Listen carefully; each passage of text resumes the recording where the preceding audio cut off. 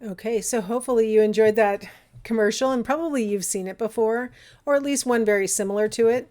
What you'll notice about a central route to persuasion is that they are very clearly making an appeal to a behavior being a solution to a problem. So it's very clear we're not trying to trick you into thinking what we want you to think or trying to manipulate you in some kind of covert way with the central route to persuasion. We're making a plea directly to your logic, your understanding, things like that. So the central route to persuasion. Now,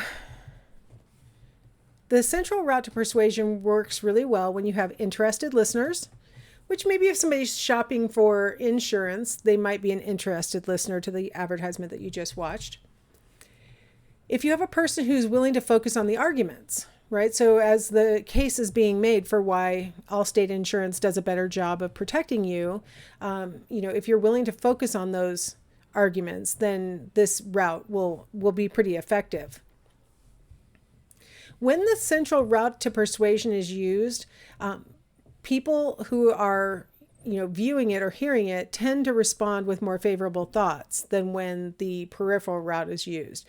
People like it when the persuasion is clear. They feel like you're not trying to trick me, you're not trying to manipulate me, you're trying to give me information that I might need.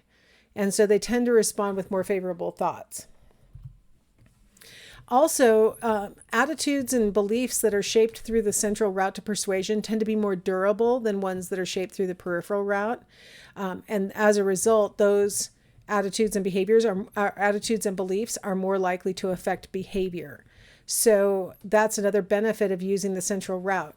But one of the things that makes the central route not always appropriate is that first criterion, that your listener needs to be interested. And you know how a lot of times we're not interested in what somebody's trying to tell us. So there's the peripheral route that's available to us. So this advertisement uses the peripheral route to persuasion. So let's go ahead and watch that, and we will come back and see each other on the other side.